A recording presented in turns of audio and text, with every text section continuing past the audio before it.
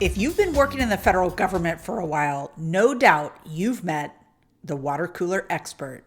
You know, that self-appointed office expert who thinks they know everything about what everyone else in the office should be doing, especially with their money. And while I think most of these people are very well-intentioned, chances are you should think twice before taking their advice at face value. Hi, I'm Kowalik of ProFeds, and welcome to the Fed Impact Podcast, where we offer candid insights on your federal retirement. So you guys know this show is all about helping you to get super clear on what you want and taking action to make it happen. So today's topic is one that is near and dear to my heart because I see too many federal employees take the advice of these water cooler experts, only to realize that their advice didn't fit with that person's situation. And so it ends up being bad advice, sometimes really bad advice. We know this because we hear all sorts of stories at our retirement workshops about the advice that employees are receiving from these water cooler experts. And so I have to talk about it today. So today we're going to cover why these water cooler experts can be dangerous and frankly, even a few ways that they can be helpful. So I want to be fair here, but we have to point out both sides. Next, we're going to talk about what to do when you're getting advice about money from a coworker. Maybe it's even unsolicited advice, who knows? Why you might feel compelled to take their advice, and what to do once you have the information, but before you take action on the advice itself. Okay, so throughout today's material, we are going to talk about some different resources. Those will all be available to you. I'll be sure to share how you can get those here at the end of the session. And that will help you to feel like if you need some help, that you've got a place to be able to go regarding financial matters, benefits, decisions, all of that. So stay tuned for access to all of that information. So what is the water cooler expert? So like I mentioned in the introduction, this is the self-appointed office expert, the person who is self-taught. They perhaps read a lot about these topics. They may have very extreme views. They may have very mainstream views. Just depends on the kind of person that you might be dealing with. So back in the Marine Corps, we would call these barracks lawyers, right? The Marine in the barracks that knew what everybody should be doing. Same kind of concept here. And let me start by saying, I think these people, for the vast majority of the time, are very well-intentioned. They're often misinformed, though. And they're misinformed for a lot of different reasons that we're going to dig into here today. But here's something that I want to bring to the forefront pretty early in this episode, and that is that these people who are giving this advice, whether solicited or unsolicited, they are not responsible if you do something dumb. They're not responsible if you take their advice and something bad happens to you. And so that's why I kind of lump these people in with book authors and radio personalities and TV celebrities that give this broad brush advice to people that they don't know and that they've never met. Now, I listen to a lot of podcasts. I read a lot of books. All of those things are good. And it's okay to use that to spark ideas, to get people talking, to get people thinking, wondering, hey, is this possible for me? I'm all for that. But it's another thing to give advice to someone you don't know anything about. But here's where things get a little messy. The water cooler expert does know you.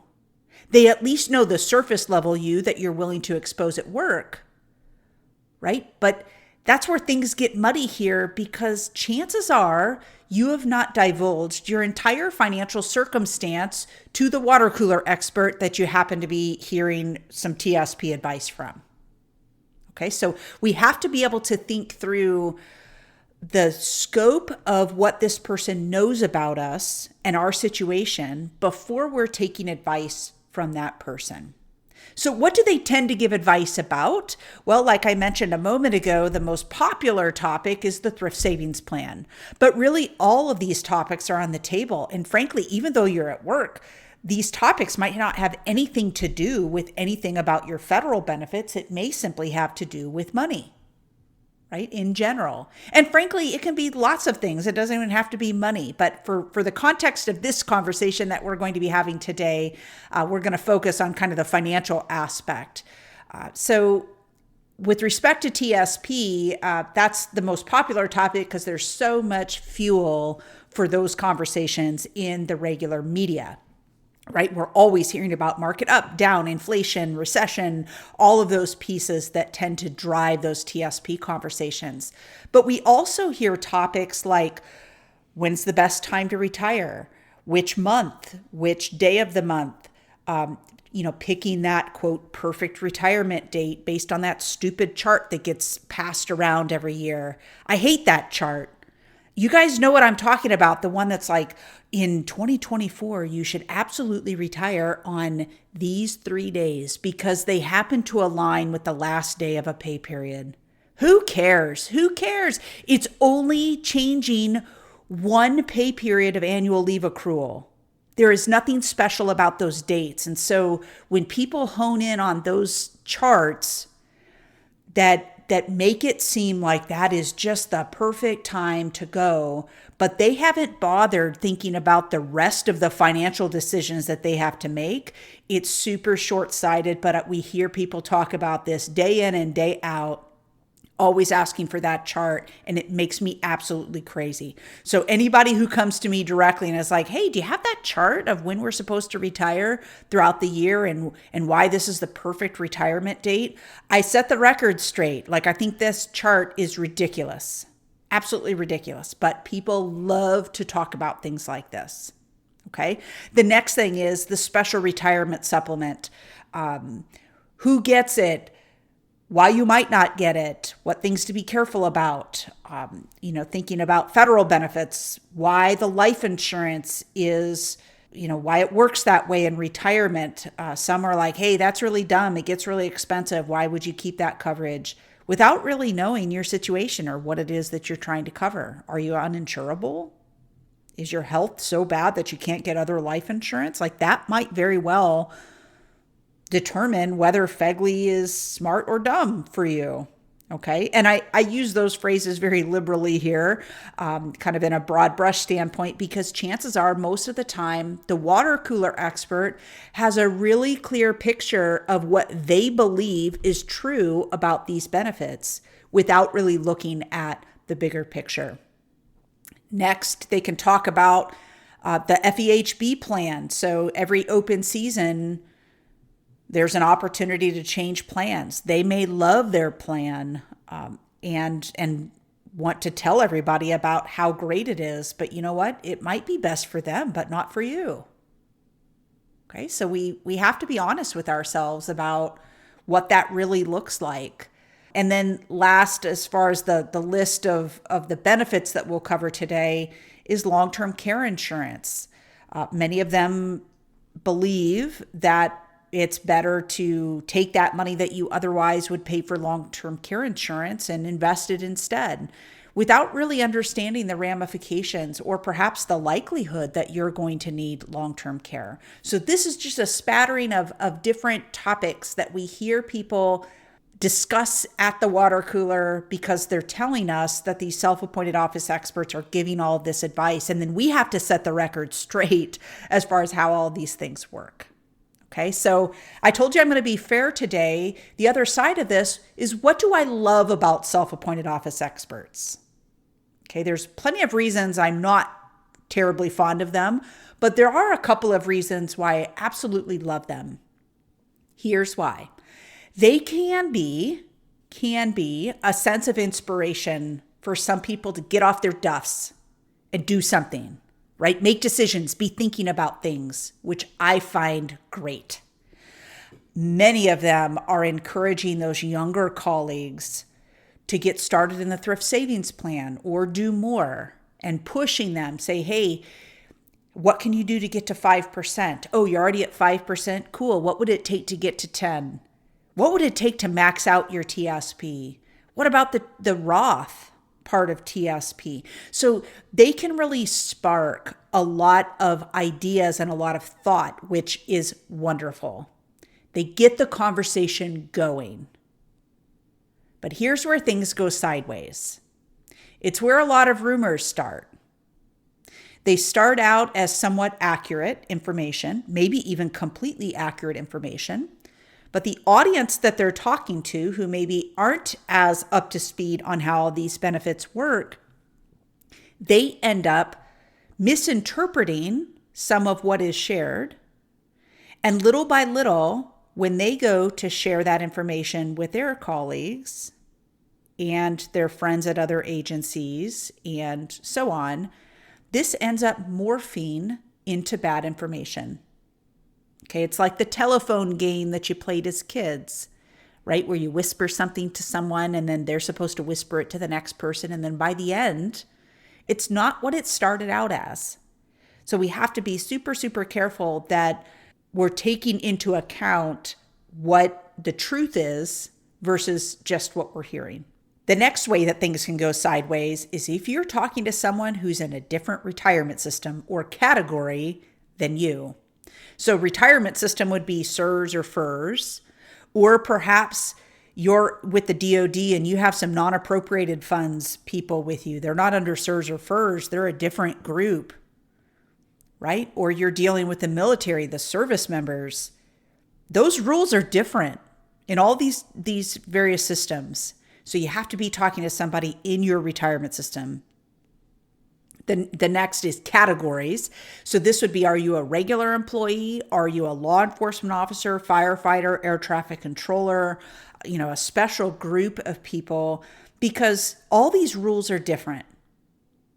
So if you're talking to a law enforcement officer and you happen to be an administrative person in that office who's not under the law enforcement category, the rules that they're talking about don't apply to you. So it might be completely accurate information. It's just information that doesn't apply to you.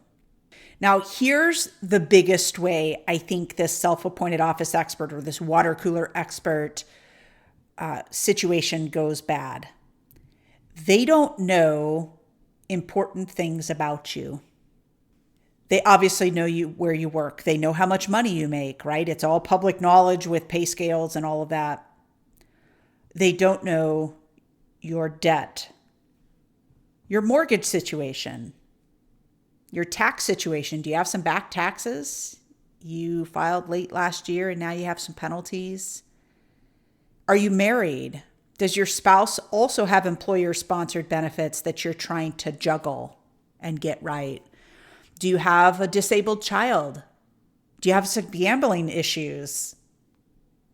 Right? Do you have kids that are still asking you for money? Kids that you're still trying to get through college?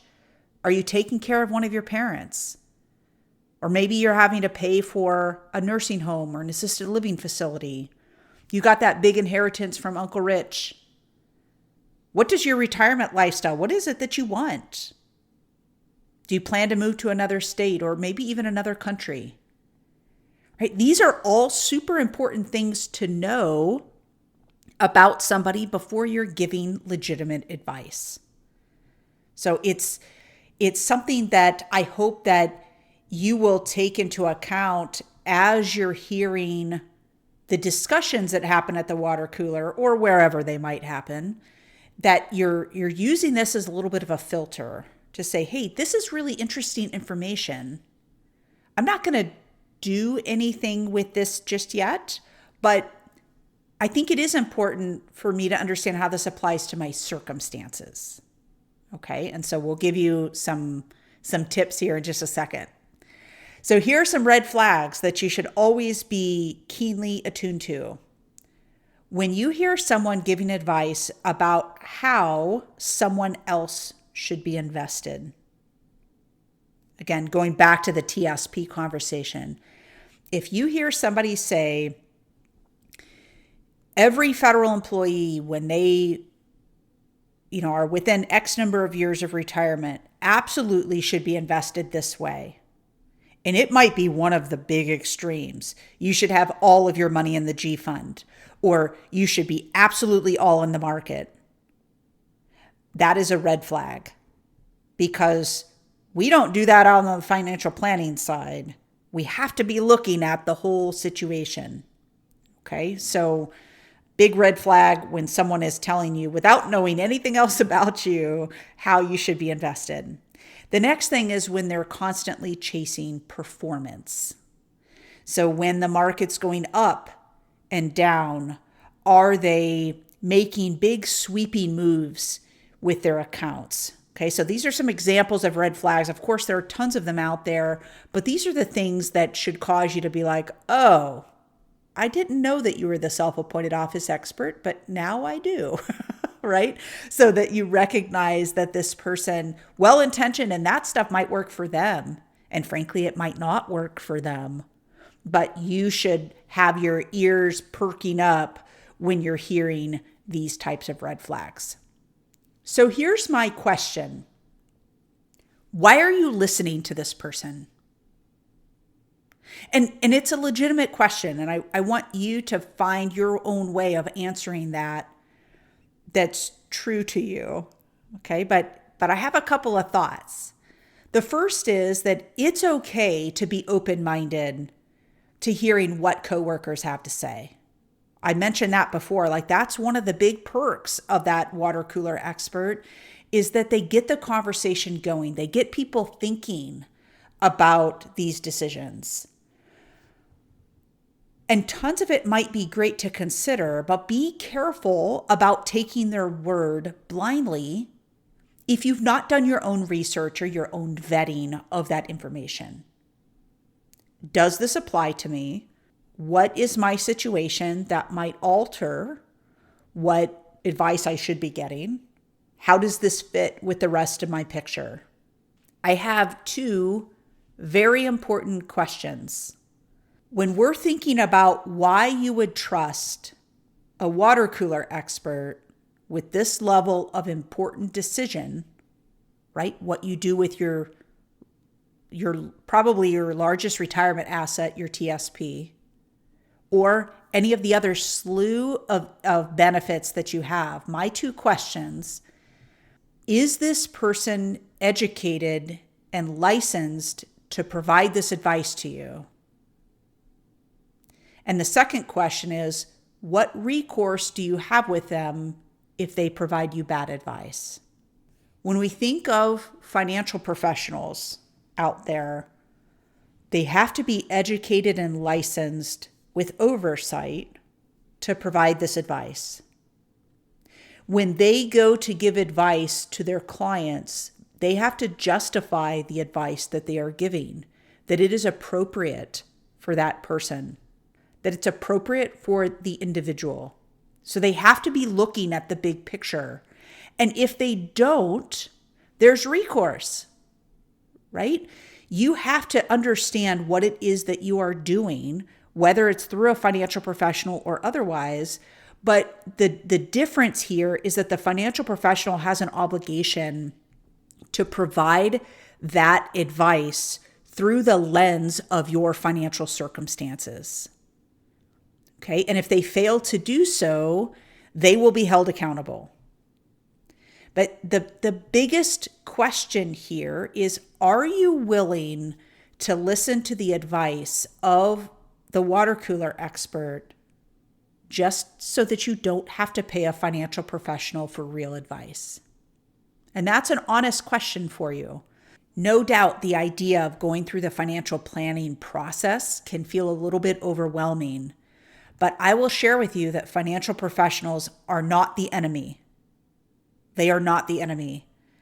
These are professionals who help people prepare for and live in retirement every day. Financial professionals simply are not the enemy that most people would want to make them out to be.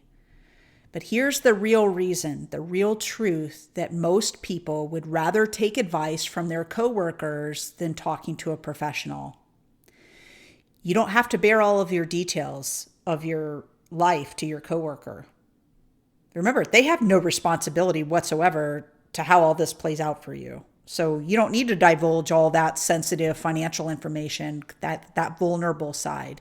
You don't have to cough up all the sordid details of your financial past and talking about that inheritance that you got and the fact that you're struggling to take care of your mom or dad as they're aging. You don't have to tell them any of those things because they don't care and it doesn't matter.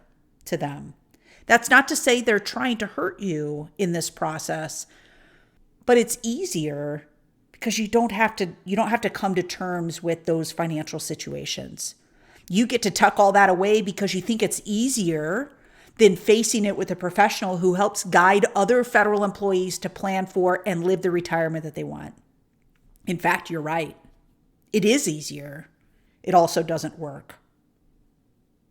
Okay, retirement is far too complicated to leave it to a person that you will likely never, ever see again after you retire, and a person who has no responsibility for how any of this turns out. A person who does not have to ask the hard questions that really do matter. So here's the two things I want you to do. First, if you have a water cooler expert in your life, one who brings up ideas about money, they elicit these conversations, they make you think, they question whether you're doing the right things, they push you to do more for yourself, I hope you'll go thank them. Thank them for igniting a spark in you that's causing you to know that you need to take matters into your own hands, get to the real root of the situation that you're dealing with, and take action. Because I think this is the very best that a water cooler expert can do, is to inspire people to do something, to take action.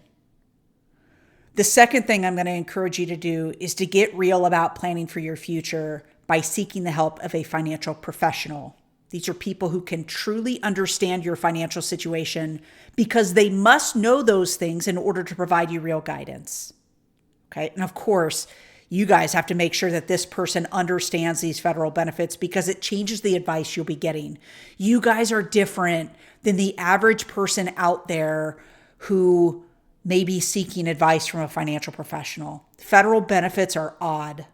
There are all sorts of weird rules, and you want to make sure you're talking with somebody who understands those intricacies so that they can help you leverage every one of the benefits that you have to your advantage and keep you from making decisions that otherwise will not serve you well.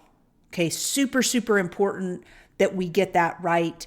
And seeking advice from a financial professional is something that, although it can be a little overwhelming and a little bit vulnerable, it is the key to you getting this right so that you retire one time and you stay retired and that you're happy in that phase of your life.